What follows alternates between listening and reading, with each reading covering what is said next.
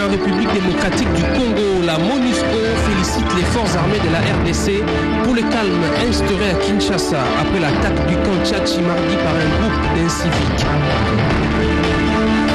Pendant ces temps, à Brazzaville, les négociations sur les dénouements de la crise centrafricaine piétinent toujours. La Séléka continue à réclamer le partage du pays. Dans quel état se trouve actuellement la salle du théâtre national à Kinshasa? La salle Mongita est délabrée depuis plusieurs années. Salle de spectacle, elle n'est que de nom.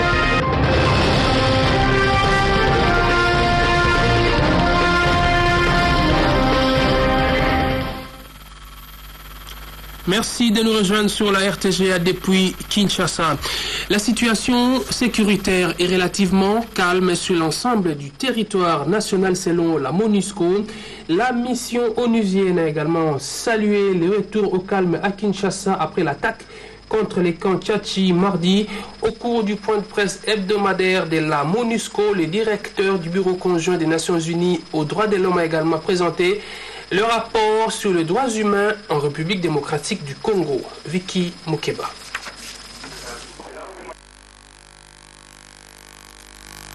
La MONUSCO salue le retour au calme après des coups de feu qui ont été entendus mardi au camp colonel Tchatchi. Bien que le bilan de ces affrontements reste inconnu, le porte-parole de la MONUSCO a souligné au cours de ce point de presse que la mission attend les résultats et les investigations menées par le gouvernement. Nous avons pris d'ailleurs à ce propos bonne note de la déclaration d'ailleurs faite par le ministre des Médias, M. Lambert Mende. Et nous avons salué aussi le retour au calme rapide, j'allais dire, de la situation ici à Kinshasa.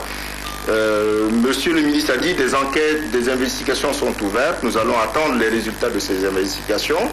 Et en fonction de ces éléments d'information que nous aurons éventuellement, nous allons éventuellement nous prononcer. Mais pour l'instant, nous saluons ce retour au calme rapide et je crois qu'il faut laisser vraiment le champ libre à ces investigations, à ces enquêtes d'être menées. Et je le répète une fois de plus, la MONUSCO reste présente à Kinshasa. Nous avons toujours dit, nous avons toujours réaffirmé. Et le siège, le quartier général de la MONUSCO reste à Kinshasa. En province orientale, les forces onusiennes et les FARDC continuent à maintenir la pression militaire contre les éléments de la LRA dans les districts du Haut et Bas-Zouélé. Ces différentes opérations conjointes, dénommées Roudia 2, Point d'acier et Bienvenue à la paix, visent à neutraliser les éléments de cette rébellion ougandaise. Au cours de ce point de presse, le directeur du BCNUDH a publié le rapport de violation des droits de l'homme pour le premier semestre. Au total, 1214 cas de violation des droits de l'homme ont été enregistrés par le BCNUDH en République démocratique du Congo. L'information sur l'acte. Voilà, MONUSCO qui a également offert, la MONUSCO a fait don d'une caserne anti-incendie à l'aéroport international de Goma au Nord Kivu. Cette caserne a été remise aux autorités en présence du ministre national des Transports et Voies des Communications. C'était mardi. Pour plus de précisions, nous avons joint notre correspondant à Goma, Martida Cruz Olemba.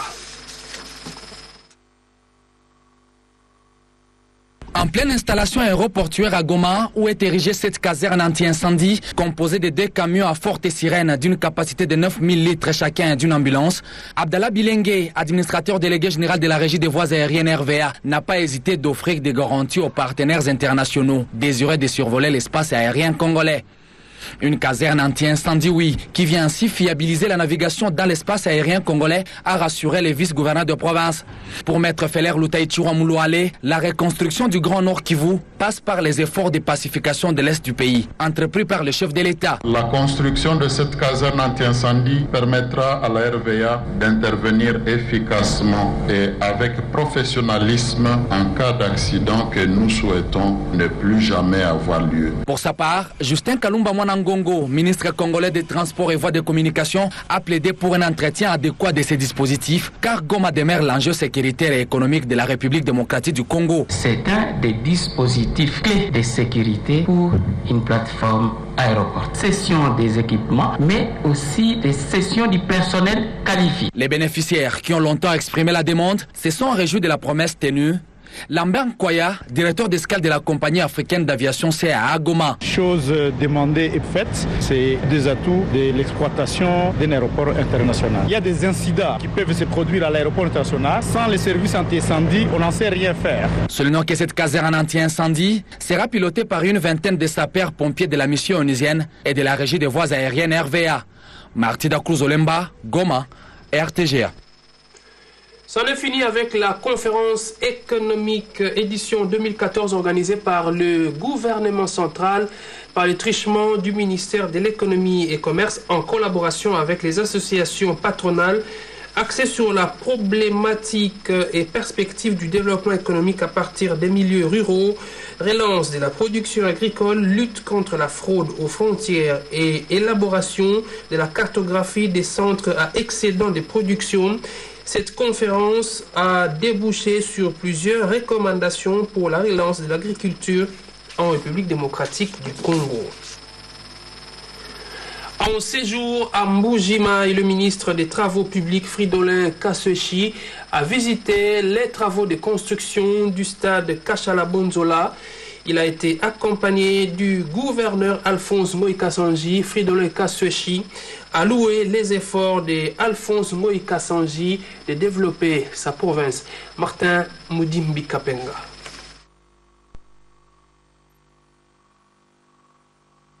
Chaque jour qui passe, le stade Kachala Bonzola en pleine construction prend une autre configuration. La clôture est quasiment terminée pour cette énième visite sur les chantiers. Alphonse Moïka-Sanji a amené avec lui les ministres des ITPR Fridolin Kassechi Mosoka ainsi que les conseillers du Premier ministre en charge de la reconstruction. Fridolin Kassechi s'est dit impressionné par la détermination et le courage d'Alphonse Moïka-Sanji pour amener les Kasaï orientales sur la voie de la modernité. La première action, c'est d'abord de féliciter le gouvernement provincial avec le chef de l'exécutif qui a pris cette initiative pour concrétiser la vision du chef d'État. Dans le cadre de la modernisation, c'est un stade qui va être construit au standard de la Confédération africaine de football. Et donc, c'est une opportunité pour que nous puissions avoir des compétitions qui puissent se faire chez nous, ce qui donne un atout supplémentaire pour nos équipes. Et ensuite, il faut dire que pour nous, il faut que nous réalisions aujourd'hui que la décentralisation, c'est une bonne chose parce que les initiatives peuvent se prendre à la base. Une fois les travaux de construction du stade Kachala Bonzola terminés, cette enceinte va permettre à Sa Majesté Sangabalende Wabangelunde Basantou d'accueillir ses adversaires dans le cadre de la Ligue des champions d'Afrique en 2015. La rage canine refait surface à Matadi dans le Bas-Congo. Au total, 7 cas ont été enregistrés, parmi lesquels 3 décès. Et en 3 semaines, le maire de la ville appelle la population à observer quelques mesures conservatoires en attendant le lancement de la campagne d'abattage des animaux concernés. Plus de précisions avec notre correspondant à Matadi, Pierre Vika.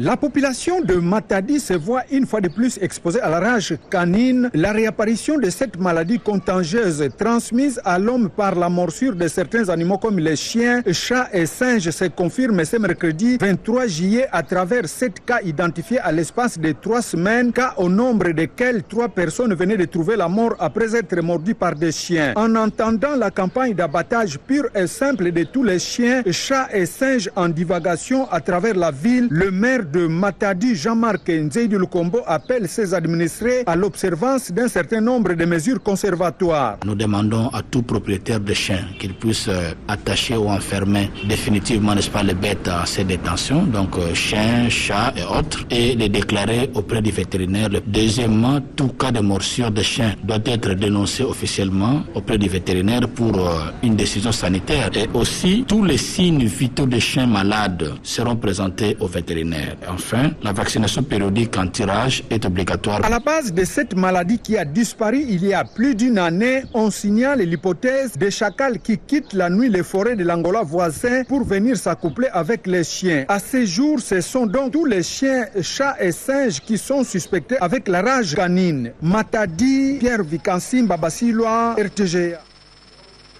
En éducation, l'université franco-américaine a sensibilisé les étudiants et tous ceux qui veulent orienter et réorienter leur carrière au programme post-académique qu'elle offre notamment sur le développement Master Business MBA.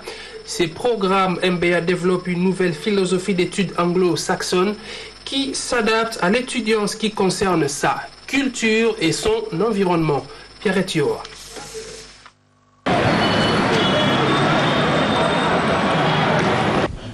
Cette conférence académique sur l'impact des études Master of Business, organisée par l'Université franco-américaine, vise à sensibiliser les étudiants sur la formation continue avec un système de crédit pouvant relever le défi de la mondialisation en ce qui concerne l'enseignement avec le système anglo-saxon. Cette nouvelle philosophie d'enseignement développée par l'UFA et qui du reste s'adapte à l'étudiant en tenant compte de sa culture et environnement présente plusieurs avantages, notamment sur les échanges d'opportunités pour se constituer un réseau qui se fonde sur l'efficacité et la compétence. Donc le MBA, c'est aussi un label pour booster une carrière.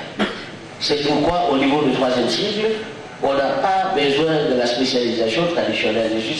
Ils peuvent faire pour leur carrière un MBA au niveau post-universitaire. C'est la constitution du réseau. On vous a parlé du fait que quand vous avez le MBA, vous pouvez être accepté partout. Ce programme post-universitaire qui offre plusieurs filières, notamment le marketing, la comptabilité, le management, les finances et autres, concerne tous ceux qui veulent orienter et réorienter leur carrière dans l'avenir pour accéder au marché d'emploi. Ce diplôme est la clé d'une carrière très importante au sein des entreprises qui peut être admis au MBA. Tout licencié, quelle que soit sa spécialité, peut être admis au programme de MBA. Et spécialement, comme cela se fait aux États-Unis, les étudiants qui sont en première licence ou en deuxième licence peuvent déjà commencer à prendre des cours vers le MBA. Mais bien entendu, dans leur cas, ce diplôme ne leur sera délivré qu'après l'obtention de leur diplôme de licence. L'UFA offre également le programme conduisant au diplôme international de maîtrise et aussi le premier et deuxième cycle dans plusieurs facultés. L'UFA fonctionne depuis 1995 et est la première université bilingue qui apprend aux étudiants de toutes les facultés l'usage du français et de l'anglais. Dans l'entretemps, les inscriptions continuent pour le premier, deuxième et troisième cycle pour l'année 2014-2015.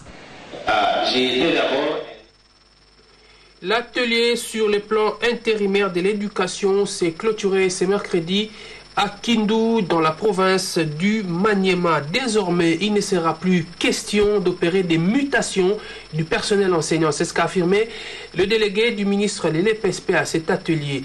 Depuis Kindu, une correspondance de Roger Ebolinda. Plus question d'opérer des mutations du personnel enseignant jusqu'à nouvel ordre. La communication faite ce mercredi par le délégué du ministère de l'enseignement primaire, secondaire et professionnel en séjour à Kindu pour l'atelier sur le plan intérimaire de l'éducation. Plus de détails avec Hilaire Ekobo, assistant en chef de l'administration au secrétariat de l'EPSP. Les instructions font état à ce que les gestionnaires ne puissent plus opérer des mutations ou de mouvements des agents.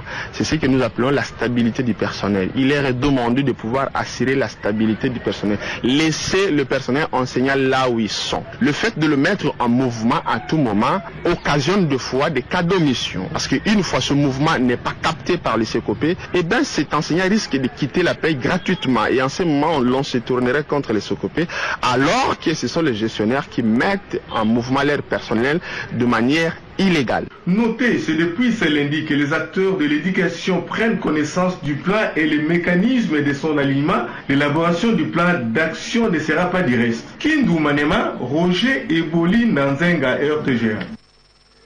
L'assainissement du secteur des médias, la mise en conformité de tous les opérateurs de la presse écrite et de l'audiovisuel, ce sont entre autres recommandations, résolutions issues du 8e congrès de l'Union nationale de la presse du Congo. Ces décisions ont été portées à la connaissance du Premier ministre Matata Ponyo.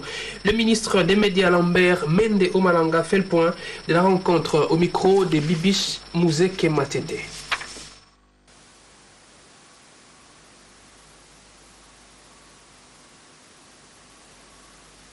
Il s'est agi de la presse nationale. Vous savez qu'on vient de clôturer la réunion du 8e congrès de l'Union nationale de la presse du Congo.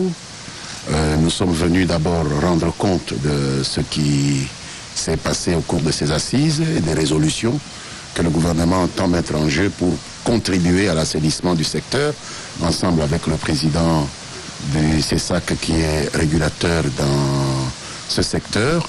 Nous avons aussi échangé avec le ministre transversalement compétent, le ministre des PTNTIC, des mesures qui ont été annoncées à l'occasion de ce congrès concernant la mise en conformité de tous les opérateurs. Il y a bien sûr la presse écrite, mais il y a aussi et surtout l'audiovisuel, avec lequel le gouvernement a quelques soucis en ce qui concerne la conformité aux lois, la conformité aux règlements, les bonnes mœurs, etc. Et donc des décisions ont été prises, la confirmation. D'abord, la confirmation de la position du gouvernement que tous les médias qui ne sont pas conformes à la loi et au règlement cesseront d'exister. Il y a donc un ultimatum qui a été lancé à la presse lors du congrès qui court pendant 45 jours, au-delà desquels il va falloir s'attendre à des mesures extrêmement sévères. Les gens ont le temps d'ici là de se mettre en règle. Ils ont le temps soit de se mutualiser, se mettre ensemble pour que les plus petits deviennent moyens, que les moyens deviennent grands. C'est le temps qui est donné à chacun, mais le gouvernement refuse à ce que dans ces pays, il y ait des moutons noirs. Je pense que c'est dans l'intérêt de la profession elle-même. La ministre du Genre, Famille et Enfants poursuit sa mission sur les plaidoyers pour l'élection du docteur Okobele à l'OMS Afrique. À l'étape du Burkina Faso, Geneviève Inagossi a été reçue par le président Compaoré qui a rassuré Geneviève Inagossi du soutien de son pays au candidat de la République démocratique du Congo. Un commentaire de Clarisse Ekoko-Kapalai. Après les Niger et la Guinée-Conakry, le Burkina Faso promet de soutenir la candidature du Congolais Dr Jean-Marie Okobele au poste de l'OMS Afrique. Ces assurances ont été données par le président burkinabé Blaise Compaoré lors de l'audience qu'il a accordée à l'envoyé spécial de Joseph Kabila, Geneviève Inagossi Kasongo. Je viens en appui à une demande de soutien qui lui a été adressée par son frère en faveur de la candidature du docteur Jean-Marie Okobele au poste de directeur régional Afrique de l'OMS. Docteur Jean-Marie Okobele travaille depuis une vingtaine d'années au sein de l'OMS. Il s'occupe présentement du programme de vaccination et je dois vous dire qu'il est le seul Africain directeur d'un programme technique au sein de l'OMS. Le président Joseph Kabila a tenu à ce que nous puissions effectuer ce déplacement compte tenu des relations d'amitié et de fraternité qui lient nos deux peuples. La ministre du Genre a également eu des entretiens avec les ministres des Affaires étrangères burkinabé et celui de la Santé publique. La 20e conférence internationale sur le sida se poursuit à Melbourne, en Australie. 14 000 délégués de 200 pays et territoires réfléchissent sur les défis de cette épidémie dans le monde. L'ONU-SIDA a profité pour publier son nouveau rapport relevant que 19 millions de personnes sur les 35 millions de PVV dans le monde ne savent pas qu'elles sont séropositives. Le même rapport signale que près de 14 millions de personnes sont sous traitement à travers le monde. Je vous le disais en titre, la salle du Théâtre National Mongita, située au croisement des avenues Kabambare et Kassavubu, en face de la maison communale de Kinshasa, se trouve dans un état de délabrement. L'autorité qui gère la salle en appelle au gouvernement pour la réhabilitation de cette salle. C'est un constat fait par Neftali Bouamoutala avec les commentaires de Bibiche Mouzeke Matete.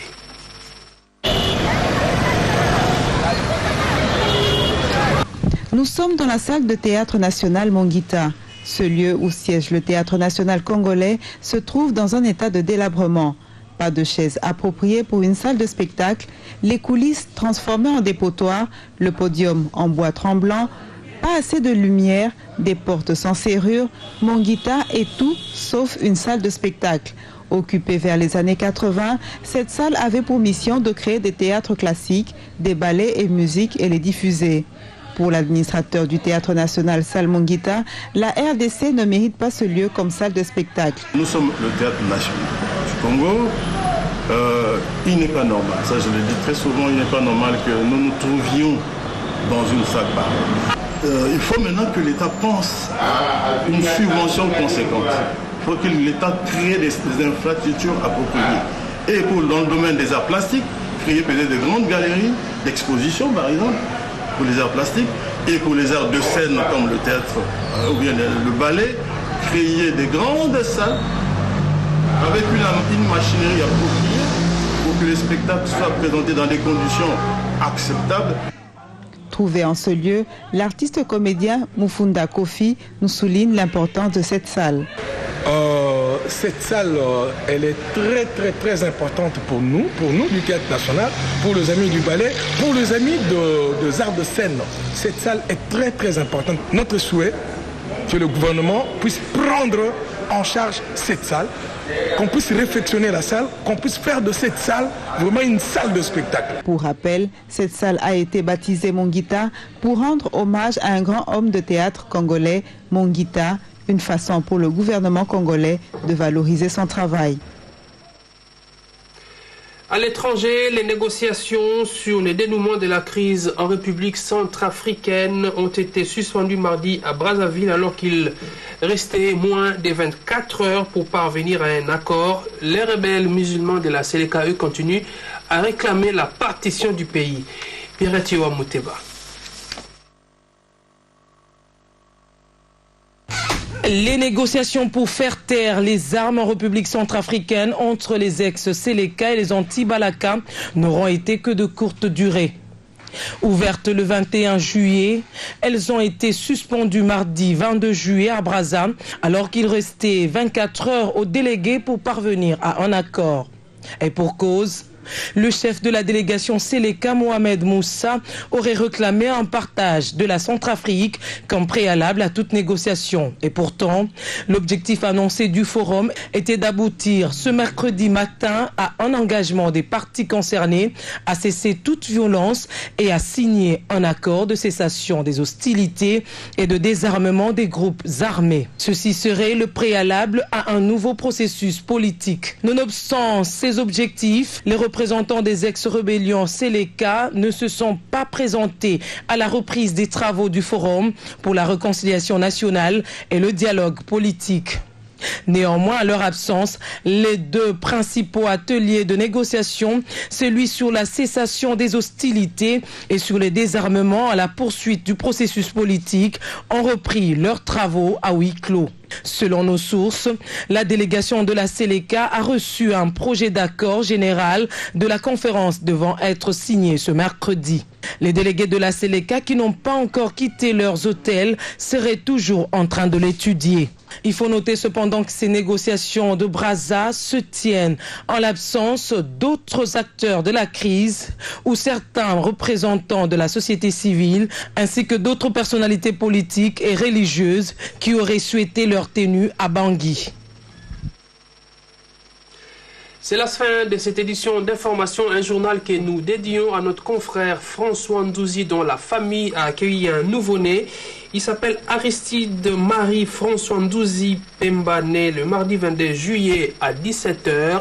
Le bébé, la mère et bien sûr le papa se portent très bien. Merci de ne pas zapper. Au revoir.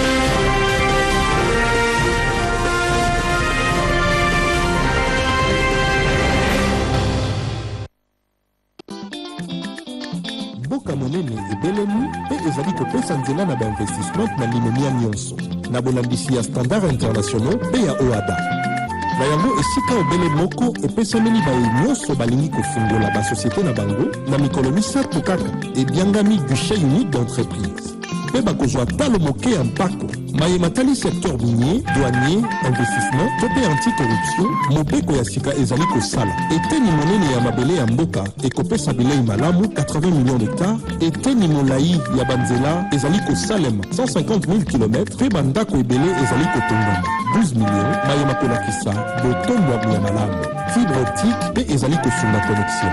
Économie pe to ya croissance ya mboka ekoya malamu mingi. Bayela yambo esengelamaki kosalema esalami. Pe mboka ezali kotonga balolenge ya sika. Pe lisusu ekopesa nzela mpona bainvestissement ya sika. Oyo ezali biye bikolakisa bozaleli ya Kongo ya sika.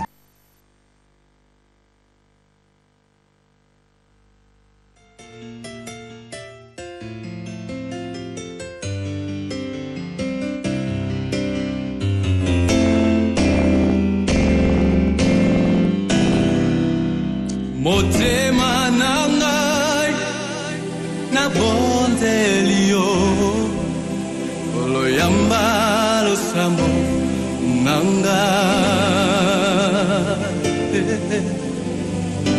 mosu swazalite na koki kotalela asiseyo masia nanga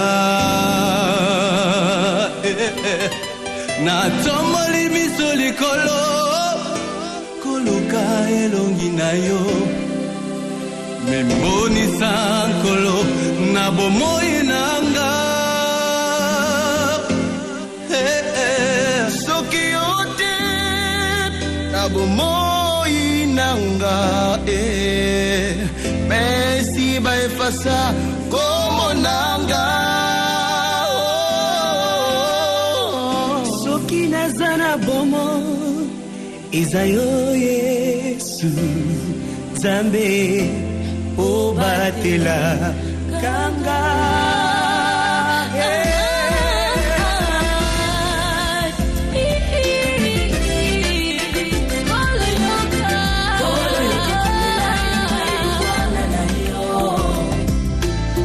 Nazala mosusune Oyakoki kusungangaye